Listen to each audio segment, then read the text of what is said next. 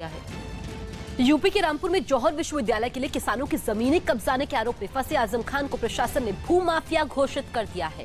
नमस्ते दोस्तों, आपने अभी इस वीडियो में देखा कि किस प्रकार सरकार कब्जाधारी को भूमाफिया घोषित कर देती है। इसी प्रकार विश्व स्तर पर भी कुछ भूमाफिया काम करते हैं और उनमें सबसे नंबर 1 पर है चीन। चीन ने 6 देशों की ज़मीन को कब्जाया हुआ है, जो कि 41,13,000 स्क्वायर किलोमीटर है, अर्थात उसकी अपनी ज़मीन का 43% है।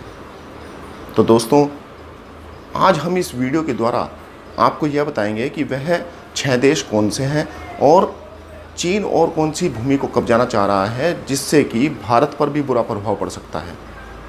तो उसके लिए आप बने रहिए और इस वीडियो को अंत तक पूरा देखें।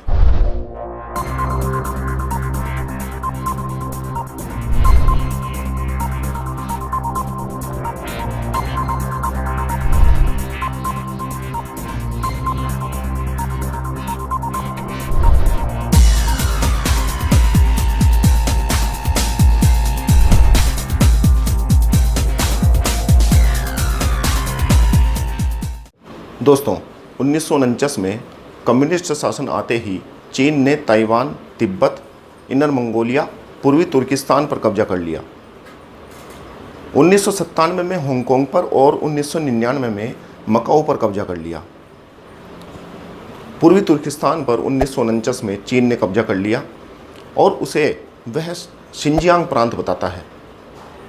यहाँ की कुल आबादी में 45% उइगर मुस्लिम है और 40% हान चीनी है।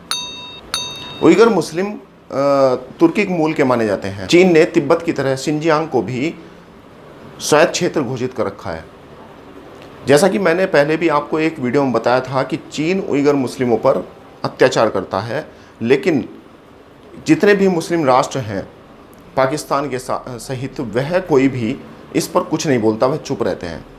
23 मई 1950 को चीन के हजारों सैनिकों ने तिब्बत पर हमला कर दिया और उसे अपने कब्जे में ले लिया। पूर्वी तुर्किस्तान के बाद तिब्बत चीन का दूसरा बड़ा प्रांत है।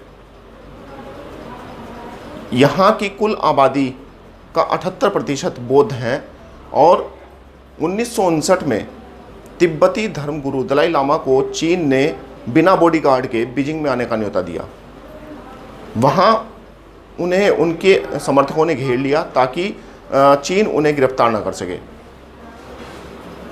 दलाई लामा ने कुछ समय के लिए भारत में शरण ले ली और 1962 में भारत और चीन के बीच हुए युद्ध का एक कारण ये भी था। दूसरे विश्व युद्ध के बाद चीन ने इनर मंगोलिया पर कब्जा कर लिया और 1947 में इसे स्वायत्त घोषित कर दिया। इनर मंगोलिया चीन के लिए तीसरा सबसे बड़ा सब डिवीज़न है। चीन और ताइवान का अलग ही रिश्ता है। 1911 में यहाँ कोमिंगतांग की सरकार बनी और 1949 में गृह युद्ध छिड़ गया और माओ त्से तुंग के नेतृत्व में कम्युनिस्टों ने कोमिंगतांग की सरकार को हराया। कोमिंगतांग हार के बाद ताइवान चले गए और 1949 में चीन का नाम पीपुल्स रिपब्लिक ऑफ चाइना पड़ा और ताइवान का नाम रिपब्लिक ऑफ चाइना पड़ा। चीन ताइवान को अपना ही हिस्सा घोषित करता है। हांगकांग चीन का ही हिस्सा है। 1842 में ब्रिटिशों से हुए युद्ध में हांगकांग को इसे गंवाना पड़ा और 1997 में ब्रिटेन ने हांगकांग को चीन को वापस कर दिया, लेकिन उसमें एक समझौता हुआ 1 कंट्री 2 सिस्टम का। इस समझौते के तहत हांगकांग को अगले 50 साल तक राजनीतिक आज़ादी देने के लिए राजी हुआ। मकाओ पर लगभग 450 साल पुर्तगालियों का राज रहा और पुर्तगालियों ने 1999 में यह चीन को सौंप दिया। वहाँ भी वही समझौता हुआ जो हांगकांग के साथ हुआ था। यहाँ भी मकाओ को चीन ने 50 साल तक राजनीतिक आज़ादी दे रखी है।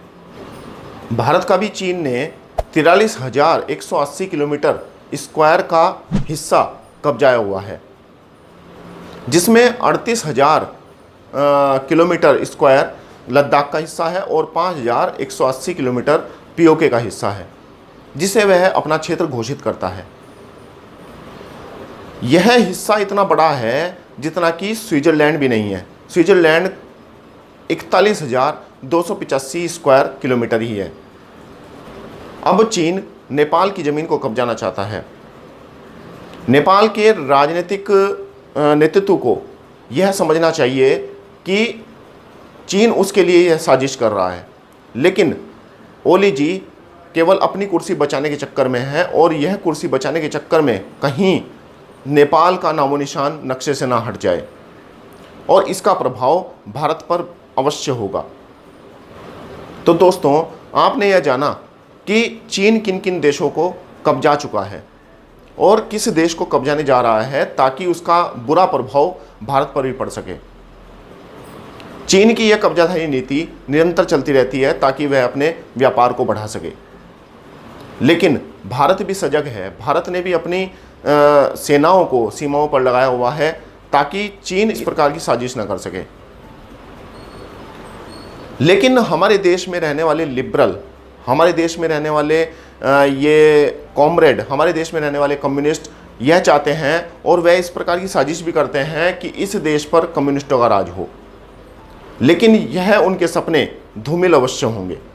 तो दोस्तों, आपको हमारी वीडियो के द्वारा बताई गई यह जानकारी कैसी लगी, आप हमें हमारे कमेंट बॉक्स में बता सकते हैं और हमारे इस चैनल को अवश्य सब्सक्राइब कर दें और हमारी वीडियोस को अधिक से अधिक लाइक और शेयर भी अवश्य कर दें। नमस्ते दोस्तों।